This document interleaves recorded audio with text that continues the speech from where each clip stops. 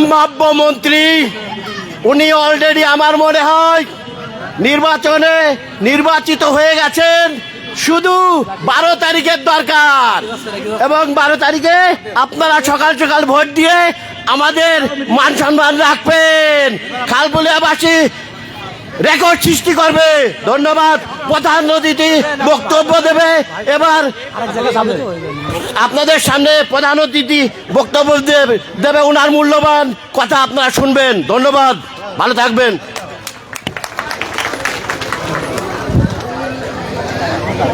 খালপুলিয়ার আজকের এই নির্বাচনী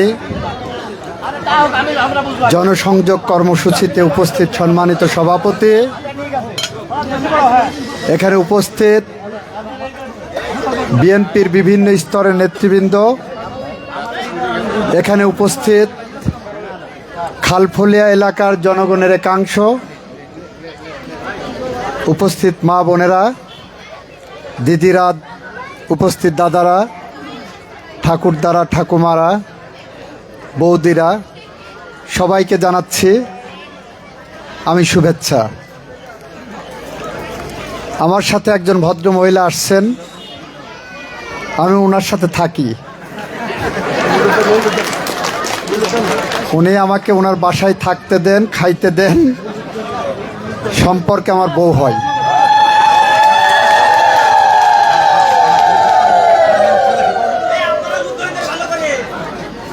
আমি কোনো ভানভনিতা না করে ইনিয়ে বিনিয়ে কথা না বলে সরাসরি কথা বলে আমি ভোট চাইতে আসছি। বুঝতে পারছেন তো? আমি আপনাদের কাছে ভোট চাইতে আসছি, কোনো ভানভনিতা নাই, ইনিয়ে বিনিয়ে কথা বলার কিছু নাই। আমি শৈলকুপাতে 12ই ফেব্রুয়ারিতে যে ত্রয়োদশ জাতীয় সংসদ নির্বাচন অনুষ্ঠিত হতে যাচ্ছে, সেই নির্বাচনে বিএনপির পক্ষ থেকে ধানের শীষ প্রতীক নিয়ে একজন প্রার্থী।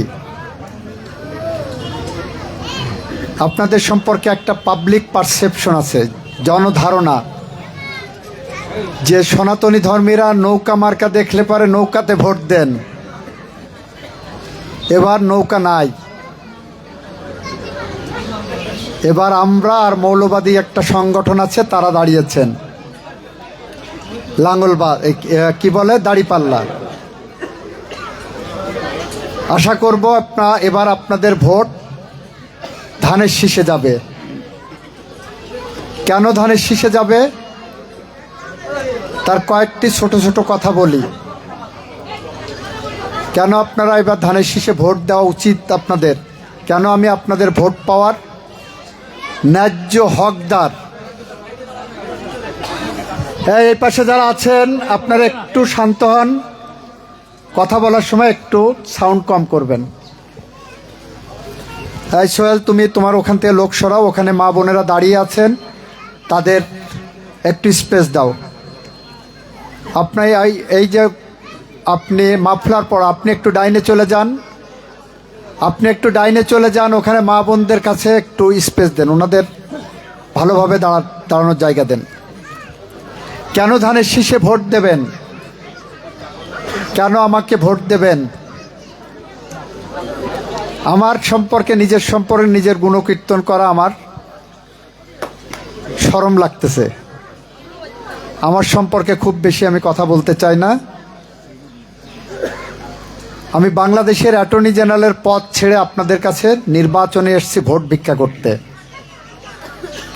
আপনাদের এখানকার কৃতি সন্তান তপনদা বলছেন, তপনদা বলেছেন আপনাদের এখানে ইলেকট্রিসিটি এসেছে, আপনাদের অনেকগুলো উন্নয়ন হয়েছে, সব কিছু এইগুলোর পিছনে কিন্তু আমার ভূমিকা ছিল। আপনাদের এখানে যখন ইলেকট্রিসিটি আসছে না, তপনবাবু আমাকে যখন বলেন, সেই কবেকার কথা, তখন আমি অ্যাটর্নি জেনারেল হইনি। আমি কোনো রকম বাছ বিচার না করে আমি আপনাদের এখানে এই বিদ্যুৎ লাইন আনার জন্য সংশ্লিষ্ট কর্তা ব্যক্তিদের কাছে সাথে সাথে আমি তদবির করেছিলাম। বলেছিলাম এই এলাকার মানুষ অবহেলিত, এই এলাকায় বিদ্যুৎ যাওয়া প্রয়োজন, অতি সত্বর বিদ্যুতের ব্যবস্থা করেন।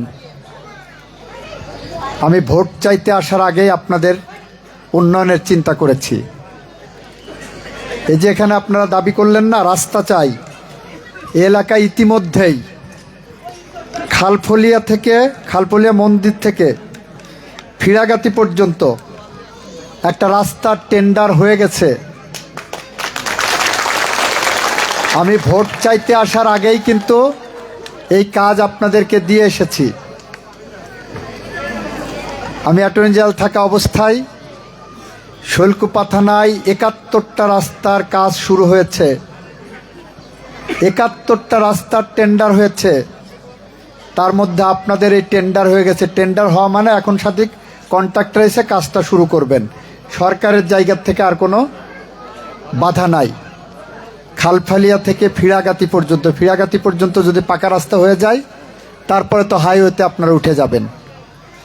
ঝিনেদা, মাগুরা, খুলনা, ঢাকা যে কোনো দিক যেতে আপনার অনেক দূর ঘুরতে হবে না, ভাটোই তাড়াতাড়ি চলে যেতে পারবেন। সুতরাং আমার যেটা দায়িত্ব, আপনি যে দাবি করবেন যে নির্বাচনে জিতলে আপনার রাস্তা দিতে হবে, আমি নির্বাচনে পার্টিসিপেট করার আগে আপনার রাস্তা সরকার থেকে পাশ করিয়ে নিয়ে এসে দিয়েছি। আপনারা খালফলিয়া মিলন মাধ্যমিক বিদ্যালয়ের বিল্ডিংয়ের কথা বলছেন। সম্প্রতি সারা বাংলাদেশে মোট ৫৪টা শিক্ষা প্রতিষ্ঠানের বিল্ডিং করার জন্য তালিকাভুক্ত হয়েছে। সারা বাংলাদেশে ৫৪টার মধ্যে শৈলকুপার হলো ২৫টা।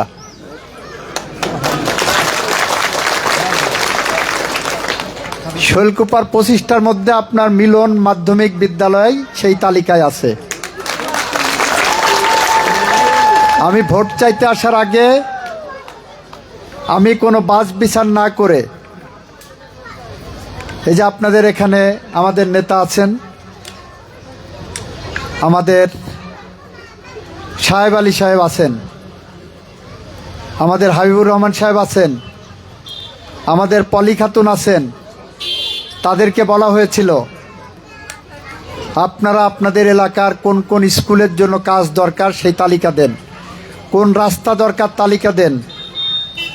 এখানকার যতগুলো কাঁচা রাস্তা আছে আপনাদের আশপাশের সবগুলো রাস্তা সরকারি প্রথমে ইন্ডেক্স করতে হয়, ইন্ডেক্স নাম্বার ফেলতে হয়, তারপরে সেইটা সরকারি অনুমোদনের পরে যে কোন কোন রাস্তা কাজ হবে সেটা পর্যায়ক্রমিকভাবে হয়।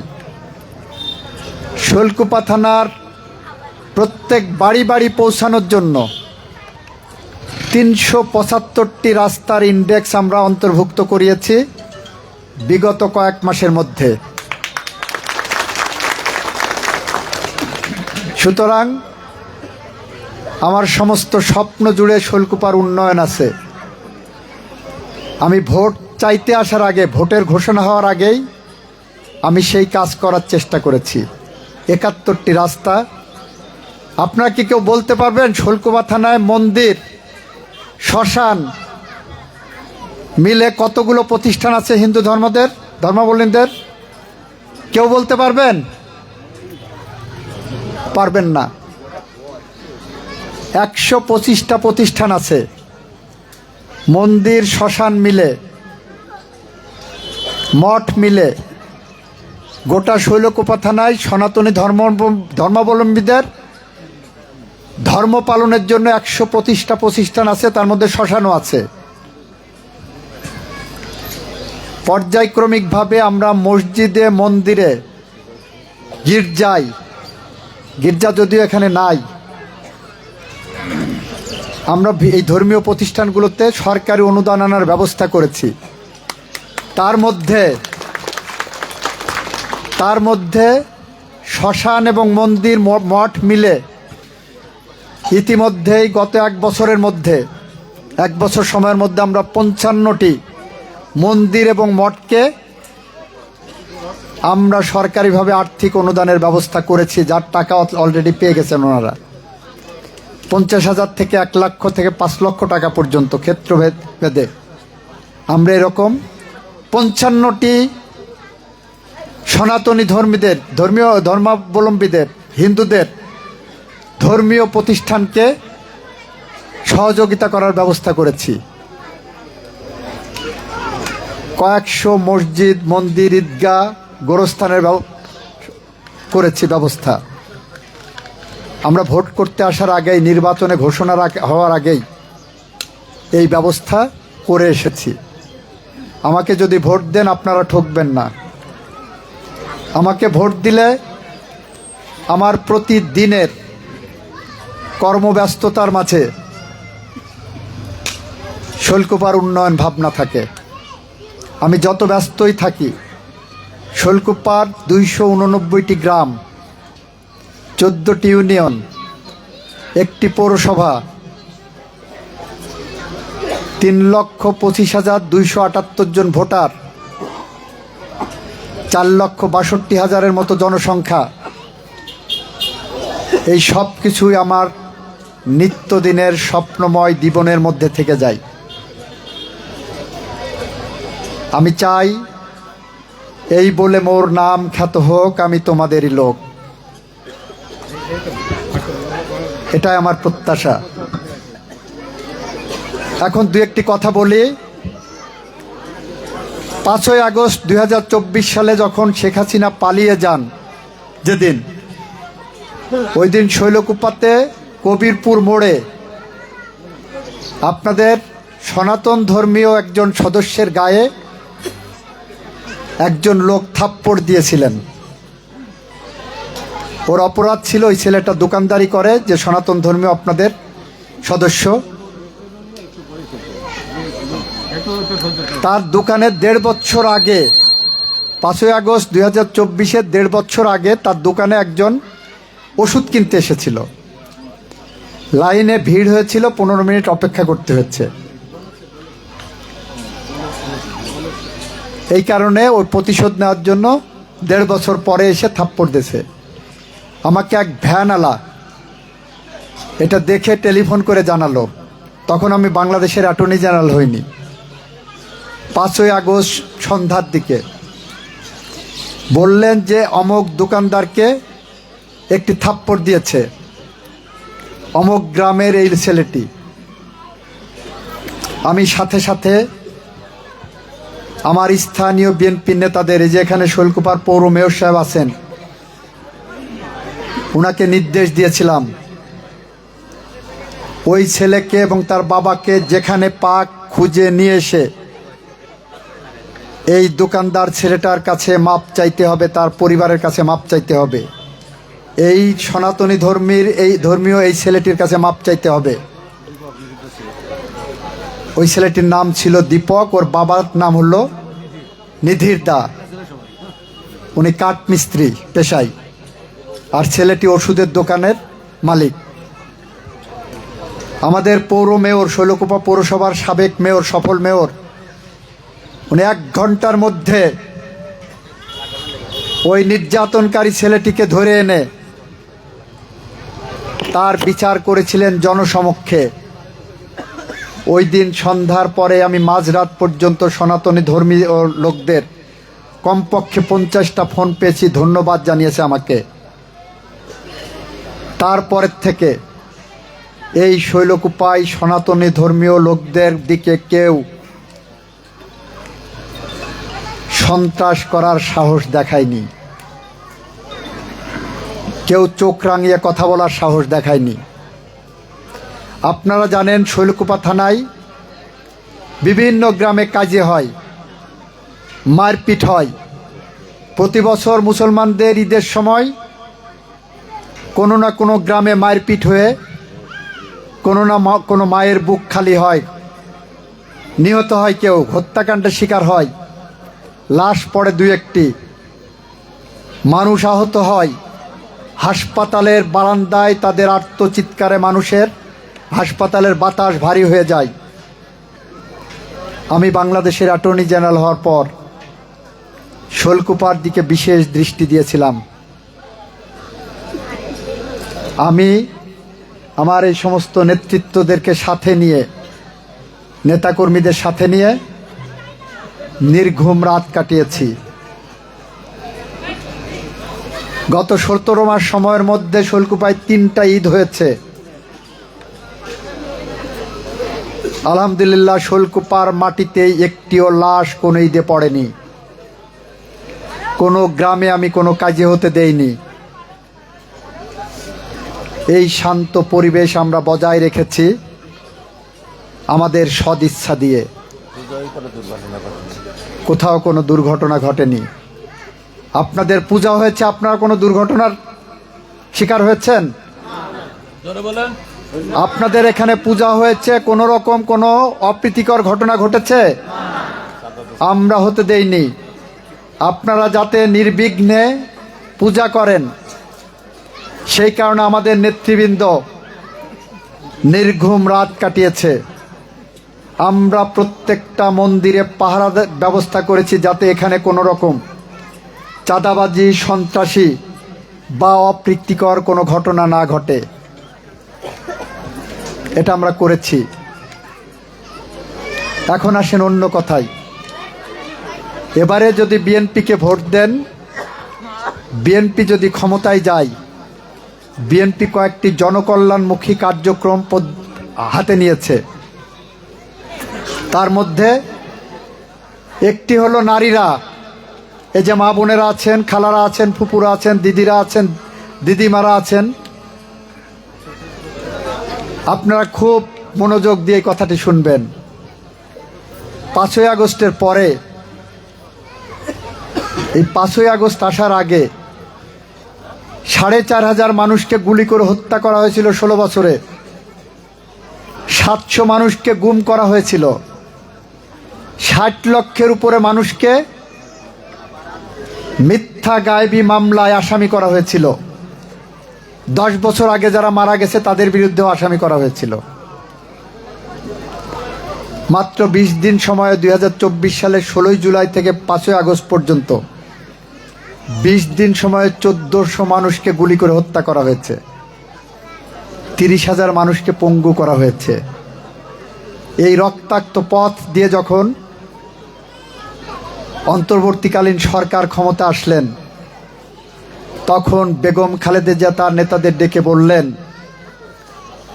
বাংলাদেশে কোনো সংঘাত চাই না, আর কোনো রক্তপাতের রাজনীতি দরকার নাই, প্রতিশোধের রাজনীতি করা যাবে না, শান্তির, সৌম্যের, উন্নয়নের রাজনীতি করতে হবে, স্বস্তির রাজনীতি করতে হবে। সেইটা বললেন এবার বিএনপি যদি নির্বাচিত হয়, ক্ষমতায় যায়, তাহলে নারীদেরকে সর্বাগ্রে বিবেচনায় রাখতে হবে উন্নয়নের মানদণ্ডে। ওনার নেতারা বললেন, ঠিক আছে ম্যাডাম, তাহলে কি নেওয়া যায়, কি করা যায়? ম্যাডাম বললেন, বেগম খালেদা জিয়া বললেন, একজন গৃহিণী, আপনারা তো এখানে সবাই গৃহিণী তাই না? বললেন একজন গৃহিণী সবার আগে ঘুম থেকে উঠেন, তার সংসারে সবার আগে ঘুম থেকে উঠেন, হাঁস মুরগি ছাড়েন, গরু ছাগল দেখেন, উঠান ঝাড় দেন, ঘর ঝাড়ু দেন, পূজা অর্চনা করেন, রান্না বান্না করেন, তার স্বামী সন্তানদেরকে খাইয়ে কাজে পাঠান, স্কুল কলেজ বিশ্ববিদ্যালয়ে পাঠান, তারপরে ধান ঝাড়েন, ধান ভানেন, সারাদিন কাজ করেন, আবার সন্ধ্যার পরে রান্না করে তাদের খাইয়ে কোনোদিন নিজে তো জীবনে কোনোদিন ভালো মাছটা খান না, সব স্বামী সন্তানদের জন্য রাখেন, তাই না? নাকি রান্না করার সময়, চাখার সময় সব কিছু খেয়ে ফেলেন? সেটা তো করেন না। স্বামী সন্তানের জন্য সবচেয়ে ভালো মাছটা, ভালো মাংসটা, ভালো ডিমটা রাখেন। এরপরে তাদের খাইয়ে ঘুম পাড়াতে পাঠিয়ে সবার পরে আপনারা ঘুমাতে যান। আমি ঠিক বলছি তো? যদি আমি ঠিক বলে থাকি তাহলে আপনি সবার আগে ঘুম থেকে উঠছেন, সবার পরে ঘুমোতে যাচ্ছেন, সারাদিন হাড় ভাঙা পরিশ্রম করছেন। কেউ যদি আপনার স্বামীকে জিজ্ঞাসা করে, ভাই বা দাদা, আপনার স্ত্রী কি করেন, দেখবেন নিপাট ভদ্রলোক, মনে হবে যে ভাজা মাছটা উল্টে খাইতে পারে না, নিষ্পাপ শিশুর মতো বলবে, কিছু করে না। সত্যবাদী যুধিষ্ঠিরের মতো আপনার হাজবেন্ড বলবেন যে আমার ওয়াইফ তো কিছু করে না, বাড়ি থাকে। আর বাড়িতে যে সবার আগে ঘুম থেকে উঠে সবার পরে যাচ্ছে ঘুমোতে, সারাদিন কাজ করছেন, একটা পরিবারের মেরুদণ্ড হিসাবে দাঁড়াচ্ছেন, সেই পরিবারকে গড়ে তুলছেন। একজন গৃহিণী সেই পরিবারকে যদি ভালোভাবে গড়ে না তোলেন, একটা সমাজ ভালোভাবে গড়ে ওঠে না। একটা সমাজ যদি ভালোভাবে গড়ে না ওঠে, একটা রাষ্ট্র ভালোভাবে গড়ে ওঠে না। বেগম খালেদা জিয়া বললেন, যে মানুষ সারাদিন হাড় ভাঙা পরিশ্রম করছে, দিনের শেষে তার কপালে একটা তিলক লেগে যাচ্ছেন যে উনি কিছু করেন না, উনি গৃহিণী। উনি আমাদের নির্দেশ দিয়ে গেছেন। এবার বিএনপি ক্ষমতা আসলে বাংলাদেশের টেকনাফ থেকে তেঁতুলিয়া, রূপসা থেকে পাথুরিয়া পর্যন্ত সমগ্র বাংলাদেশের সকল গৃহিণীকে ফ্যামিলি কার্ড দিতে হবে। এখন আপনারা বলতে পারেন, দাদা ফ্যামিলি কার্ড দিয়ে কি হবে? ফ্যামিলি কার্ড দিয়ে কি আমরা শরবত গুলাই খাবো? আপনার ফ্যামিলি কার্ডের রং হবে এরকম। আপনাদের জাতীয় পরিচয়পত্র আছে না সবার? আপনাদের ওইরকম আরেকটা ফ্যামিলি কার্ড ইস্যু করা হবে। বলতে পারেন, এটা দিয়ে কি আমি শরবত বানায় খাবো? শরবত বানাতে হবে না। এই ফ্যামিলি কার্ডের বিপরীতে প্রতি মাসে সরকার আপনাকে 2500 টাকা বেতন দেবেন। এই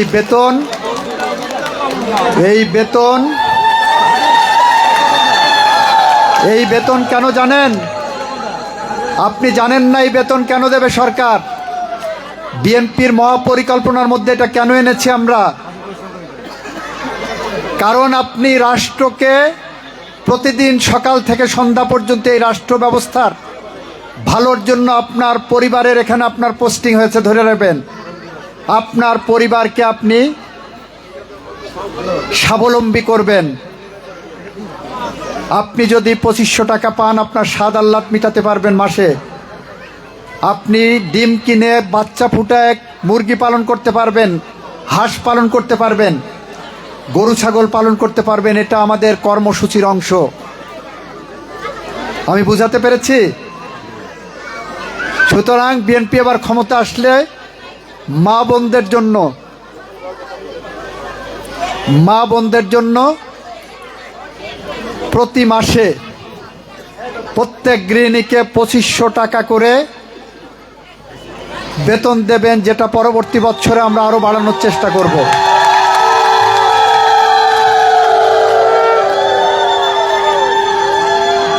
প্রিয় ভাই বোনেরা, এবার আসেন, বেগম খালেদা জিয়া আমাদেরকে আরেকটি নির্দেশ দিয়ে গেছেন।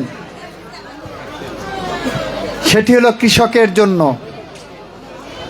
যেটা এই যে নারীদের জন্য যে ফ্যামিলি কার্ড দেওয়া হবে, এটা যেমন আমাদের নির্বাচনী অঙ্গীকার, আমরা যদি ফেব্রুয়ারিতে সরকার গঠন করতে পারি, আমরা চেষ্টা করব পরবর্তী বাজেটেই এইটা ইনকর্পোরেট করব। আরেকটি দায়িত্ব দিয়ে দিচ্ছেন কৃষকের কথা চিন্তা করে। বাংলাদেশের ইতিহাসে প্রথমবারের মতো 1993 সালে বেগম খালেদা জিয়া কৃষকের 5000 টাকা পর্যন্ত কৃষি ঋণ মওকুফ করেছিলেন। এখানে যারা বয়স্ক আছেন তারা জানেন। আপনারা একটু শান্ত হন, কথা আপনি বেশি বলছেন, একটু শান্ত হন। হ্যাঁ, সাইড টক কম করেন। এই যে কৃষকের জন্য উনি বললেন, কৃষকের জন্য কিছু করতে হবে। কেন করতে হবে? কৃষক তো ধান ফলায়, তো তার জন্য আমার রাষ্ট্রের কি দায়িত্ব? বেগম খালেদা জিয়া বললেন, একজন কৃষক বাংলাদেশের নিরন্ন ক্ষুধার্ত মানুষের মুখে খাদ্যের যোগান দেয়। সেই কৃষক 1 বছর যদি ধান চাষ করে 1 বিঘা জমিতে সর্বোচ্চ 20 মণ ধান পাবে। 20 মণ ধানের বাজার মূল্য এভারেজ 20,000 টাকা। বছর শেষে সেই কৃষক যদি 20 মণ ধান পায়, কৃষক এবং কিষানি মিলে তাদের মস্তিষ্কে হিসাব করতে থাকে, এই 20 মণ ধান উৎপাদন করতে আমার কত টাকা খরচ হলো। এই আপনি বসেন, বোধ করছেন, বসেন। আমার সামনের মা বোনদের দেখা যাচ্ছে না। চিন্তা করেন যে 20 মণ ধান উৎপাদন করতে আমার প্রায় কত টাকা খরচ হলো। নিজেদের সারা বছরের শ্রম কিন্তু মূল্যের মধ্যে ধরেন না। সার, বীজ, কীটনাশক, জন, সব হিসাব নিকাশ মিলায়ে ওনারা দেখেন 20 মণ ধান উৎপাদন করতে প্রায় 20,000 টাকা খরচ হয়ে গেছে। কোনো বছর ফলন কম হইলে লস হয়ে যায়। ওই প্রান্তিক কৃষক যখন তার ছেলের জন্য বা তার মেয়েকে স্কুলে পাঠানোর জন্য বেতনের জন্য টাকা দিতে হয়, ধান বিক্রি করতে যেয়ে যখন ধান থাকে না, কষ্ট করে টাকা জোগাড় করতে গেলে তার পায়ে স্যান্ডেল কেনার টাকা থাকে না, ভালো একটা ধুতি কেনার টাকা থাকে না, স্ত্রীর জন্য ভালো একটা শাড়ি কেনার টাকা থাকে না। বেগম খালেদা জিয়া বললেন, যে কৃষক নিরন্ন ক্ষুধার্ত মানুষের মুখে খাবার তুলে দেয়, সেই কৃষক বছর শেষে শূন্য হাতে জীবন চালায়। এটা একটা ব্যর্থ রাষ্ট্রের নিরুপম উপমা। এরকম হতে পারে না। এটা একটা ব্যর্থ রাষ্ট্রের অনন্য উদাহরণ। সেই কারণে উনি নির্দেশ দিয়ে গেছেন, আমাদের নির্বাচনী অঙ্গীকারের মধ্যে আমরা রেখেছি প্রতিটা প্রান্তিক কৃষককে এরকম একটি কৃষি কার্ড দেওয়া হবে। সেই কৃষি কার্ডের বিপরীতে প্রতি মাসে ওই কৃষকও পাবেন 2500 টাকা করে। তাহলে একটা ফ্যামিলিতে কৃষক যদি 2500 টাকা পান আর তার গৃহিণী কিষানি যদি 2500 পান, 5000 টাকা সরকার থেকে তাদেরকে দেওয়া হবে। কেন দেওয়া হবে জানেন? সরকার বা রাষ্ট্রের স্বার্থ কি? রাষ্ট্রের স্বার্থ হলো, একটা পরিবারে যখন আমি 5000 টাকা রাষ্ট্রের থেকে দিচ্ছি, এটা রাষ্ট্রের পক্ষ থেকে একটা ইনভেস্টমেন্ট। ওই পরিবার 5000 টাকা প্রতি মাসে সরকার থেকে যদি পাই, তাহলে স্বপ্ন দেখবে আমার সন্তানকে ভালো করে লেখাপড়া করাবো। এই 5000 টাকা দিয়ে আমি আরও হাঁস মুরগি পালন করব, গরু ছাগল পালন করব, এর সাথে আরও কিছু টাকা যোগ করে নিয়ে স্বাবলম্বী হব, আমার সন্তানকে সুস্থ রাখব। এইটা হলো আগামী 20 বছরের পরিকল্পনা আমাদের। আমরা যদি এইটা আজকের থেকে দেওয়া শুরু করতে পারি, 20 বছর পরে আপনার সন্তান ডাক্তার, ইঞ্জিনিয়ার, আইনজীবী, ম্যাজিস্ট্রেট, পুলিশ সুপার হয়ে বের হতে পারে। এইটা আমাদের রাষ্ট্র ব্যবস্থাকে সামনের দিকে এগিয়ে নিয়ে যাওয়ার জন্য একটি মহাপরিকল্পনা। এই যে রাষ্ট্রে একজন গৃহিণী হাড় ভাঙা পরিশ্রম করে দিনের শেষে তার কপালে জোটে কিছু করে না, যে রাষ্ট্রে একজন কৃষক হাড় ভাঙা পরিশ্রম করে বছর শেষে শূন্য হাতে একটা স্যান্ডেল কেনার টাকা থাকে না, সেই রাষ্ট্রকে সামনের দিকে এগিয়ে নিয়ে যাওয়ার জন্য এবার বিএনপি মহাপরিকল্পনা নিয়েছে। তাই আমরা আপনাদের কাছে ভোট চাইতে এসেছি। আমাদের ভোট দেন, আমাদের পাশে থাকেন, আমাদের স্বপ্নের সারথি হন। আমরা আপনাদের পাশে থাকতে চাই, আপনাদের সাথে হাঁটতে চাই, আপনাদের সুখ দুঃখের গল্পের সাথী হতে চাই। সবশেষে আরেকটি কথা বলে আমার কথা শেষ করব। সেটি হলো, একটি রাজনৈতিক দল তাদের মহিলা কর্মীদেরকে বোরখা দিয়ে পাঠাচ্ছে আমাদের বিভিন্ন ইসলাম ধর্মের মুসলমানদের ঘরে ঘরে, যারা নারী স্বাধীনতায় বিশ্বাস করে না। তাদের রাজনৈতিক দল থেকে একজন নারীকেও মনোনয়ন দেওয়া হয়নি। তারা মনে করে সরকার ক্ষমতায় গেলে নারীর কাজ ঘরের মধ্যে বন্দি থাকা, চাকরি করারও দরকার নেই, বোরখা পরে বসে থাকবেন। সেই দলটি রিসেন্টলি ফতোয়া ছেড়েছেন, কেউ যদি সিগারেটের শুক টান দিতে দিতে দাড়িপাল্লায় ভোট দেয় তাহলে তার জন্য বেহেশতে কনফার্ম, তার সব গুনাহ মাফ হয়ে যাবে। এটা আমার ইসলাম ধর্ম পারমিট করে না। তার মহিলা কর্মীরা যে বলছে দাড়িপাল্লায় ভোট দিলে বেহেশতের টিকিট দেওয়া হবে, আপনারা যারা হিন্দু ধর্মের লোকজন এখানে আছেন, আপনারা কি বিশ্বাস করেন যে দুনিয়ার কেউ আপনাদেরকে স্বর্গের টিকিট দিতে পারে? আপনাদের যেমন স্বর্গের টিকিট দুনিয়াতে কেউ দিতে পারে না, আমাদের ইসলাম ধর্মে দুনিয়াতে কেউ স্বর্গের টিকিট দিতে পারে না। একমাত্র মহান রব আল্লাহ তাআলা, উনি রোজ কিয়ামতের দিনে হাসরের মাঠে যে বিচার করবেন, আমরা বিশ্বাস করি সেই দিন বেহেশতের টিকিট কে পাবে কে পাবে না সেটা জানা যাবে। ধর্মের নামে প্রতারণা করছে। আপনাদের কাছে ভোট চাইতে এসে যদি কেউ ধর্মের নামে প্রতারণা করে, আপনারা বিভ্রান্ত হবেন না। আপনারা নিশ্চিত থাকবেন, আমি যে জিনিসটা বিশ্বাস করি, আজকে আমি বাংলাদেশের অ্যাটর্নি জেনারেল হয়েছিলাম, আমি আজকে সুপ্রিম কোর্টের সিনিয়র অ্যাডভোকেট হয়েছি, তার পিছনে যে ব্যক্তিটি সবচেয়ে বেশি অবদান আছে আমার বাবা মায়ের পরে, তাকে আজকে আমি শ্রদ্ধার সাথে স্মরণ করছি। তিনি আমার আর কেউ নন, বাবু লক্ষ্মীকান্ত দাস। এখানে যারা ওনাকে চিনেন তারা বলতে পারবেন, শৈলকুপা কলেজের যুক্তিবিদ্যার অধ্যাপক ছিলেন। আমি রাজনীতি করতাম ক্লাস 8 থেকে, পড়ালেখা ঠিকমতো করতাম না, কেমনে কেমনে যেন ক্লাসে ফার্স্ট হয়ে যেতাম। সারাদিন টোটো কোম্পানির ম্যানেজার ছিলাম। লক্ষ্মীকান্ত দাস আমাকে আলোর পথ দেখিয়েছেন, আমাকে নির্দেশ দিয়েছিলেন সারাদিন যাই করে বেড়াও, আমার এখানে 1 ঘন্টা করে প্রতিদিন সময় দিতে হবে। সন্ধ্যার পরে উনি 1 ঘন্টা যেটা পড়াতেন ওটা আমার সারাদিন মাথার মধ্যে ঘুরত। ক্লাসে ফার্স্ট বয় হতাম, আবার রাজনীতি করে বেড়াতাম।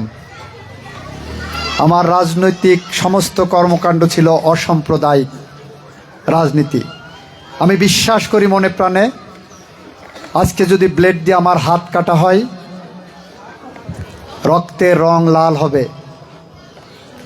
আপনার যদি হাত কাটা হয়, আপনার গায়ের রক্তের রঙও লাল হবে। আমি বাংলায় কথা বলি, আপনিও বাংলায় কথা বলেন। আমি ভাত খাই, আপনি ভাত খান। আমি মাছ খাই, আপনি মাছ খান। আমি যে আলো বাতাসে বেঁচে থাকি, যে অক্সিজেন নেই, আমিও সেই অক্সিজেনের ধারক। সে অক্সিজেন নিয়ে আমি বেঁচে থাকি। আপনি যে জমিতে ফসল ফলান, সেই ফসল যখন বাজারে বিক্রি করেন, সেই ধান কোনো না কোনো মুসলমানের ঘরে যে চাল হয়ে তাদের পেটে ঢুকছে। আমাদের মধ্যে পার্থক্যের জায়গাটা হলো আমাদের বিশ্বাসের জায়গা। আপনি বিশ্বাস করেন সনাতন ধর্মে, আমি বিশ্বাস করি ইসলাম ধর্মে। আপনার বিশ্বাসের প্রতি আমার যেমন শ্রদ্ধাবোধ থাকা উচিত, আমার বিশ্বাসের প্রতি আপনার শ্রদ্ধাবোধ থাকা উচিত। যে কারণে আমরা স্লোগান দেই, ধর্ম যার যার, উৎসব সবার। আপনি যখন মন্দিরে পূজা দিতে যাবেন, তখন আপনার ধর্মীয় বিশ্বাস, আপনার পূজা দিয়ে বের হয়ে যখন আপনি নাড়ু বিলাবেন, খই খাওয়াবেন,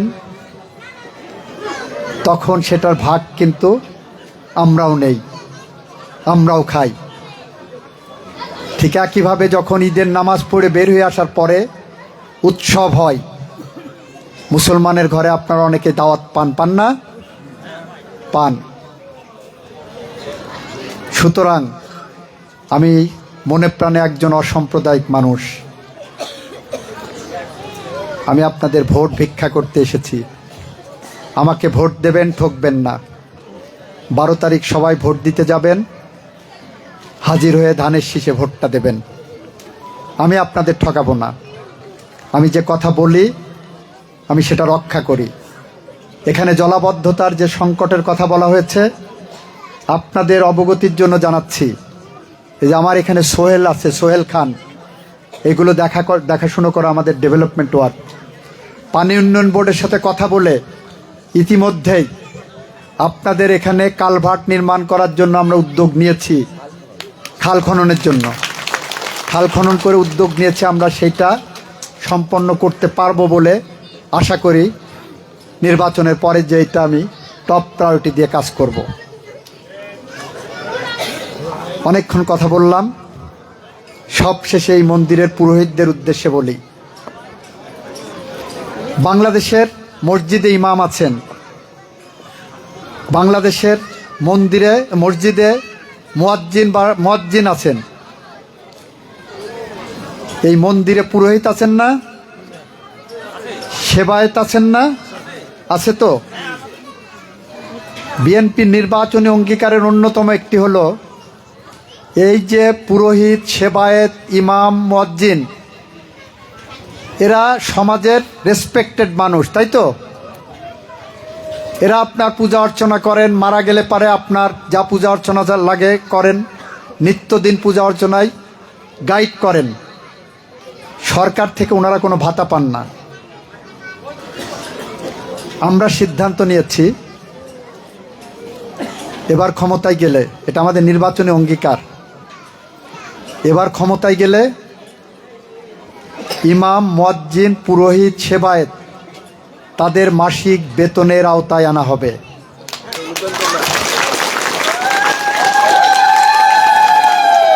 এটা আমাদের রাজনৈতিক অঙ্গীকার। এখন আপনারা প্রশ্ন করতে পারেন, আপনি যে এত কিছু টাকা দিতে চাচ্ছেন, এত টাকা সরকার কই পাবে, তাই না? টাইমস ম্যাগাজিন, যারা লেখাপড়া একটু ভালো করে জানেন, শিক্ষিত, বিশ্ববিদ্যালয় পর্যন্ত গেছেন, আপনারাও জানবেন, টাইমস ম্যাগাজিন লন্ডন থেকে বের হয় একটি ম্যাগাজিন, সারা বিশ্বে খুব সমাদৃত বিশ্বস্ত একটা পত্রিকা, যারা কখনো মিথ্যা রিপোর্ট করে না বলে ধরে নেওয়া হয়। সেই টাইমস ম্যাগাজিনে বলা হয়েছে গত 16 বছরে বাংলাদেশের কৃষকের, শ্রমিকের, মেহনতি মানুষের নামে যে টাকা তোলা হতো, আন্তর্জাতিকভাবে যত সহযোগিতা আসতো, তার থেকে 16 বছরে $234 বিলিয়ন বিদেশে পাচার করা হয়েছে। $234 বিলিয়ন মানে প্রতি বছর $16 বিলিয়ন। প্রতি বছর $16 বিলিয়ন মানে প্রায় 21 লক্ষ কোটি টাকা প্রতি বছর। আমার এক বছরের বাজেট প্রায় 7.5 লক্ষ কোটি টাকা। আমরা যদি এই কর্মসূচিগুলো বললাম, সরকার আসলে নেব যেটা, সেখানে আমাদের খরচ হবে ম্যাক্সিমাম 1 লক্ষ কোটি টাকা। আমি যদি 21 লক্ষ কোটি টাকার অর্ধেকও বিদেশে পাচার বন্ধ করি, তাহলেও 10.5 লক্ষ কোটি টাকা আমরা সেভ করতে পারবো। সেখান থেকে 1 লক্ষ কোটি টাকা আমার কৃষকের, আমার মা বোনদের, আমার ইমাম পুরোহিতদের, আমার মুয়াজ্জিন সেবকদের জন্য দিতে খুব কষ্ট করতে হবে না। মোটা দাগে এটা আমাদের হিসাব, এটা আমাদের পরিকল্পনা। আমাদের সেই স্বপ্নের পথ ধরে আমরা হেঁটে চলেছি। আমাদের সেই স্বপ্নের পথে আপনারা আমাদের স্বপ্নের সারথি হবেন। আমাদের সেই স্বপ্নের পথে আপনাদের পাশে চেয়েছি, ডাইনে চেয়েছি, বাঁয়ে চেয়েছি, সামনে চেয়েছি, পিছনে চেয়েছি। আর সেই চাওয়ার কেন্দ্রবিন্দু হলো 12ই ফেব্রুয়ারি ধানের শীষ মার্কায় একটা সিল মেরে দিয়ে আপনাদের সমর্থন আমাদেরকে দেবেন, এই প্রত্যাশা করে আমি আমার কথা শেষ করছি। খোদা হাফেজ, বাংলাদেশ জিন্দাবাদ। সবাইকে ধন্যবাদ। আসসালামু আলাইকুম, ভালো থাকবেন সবাই।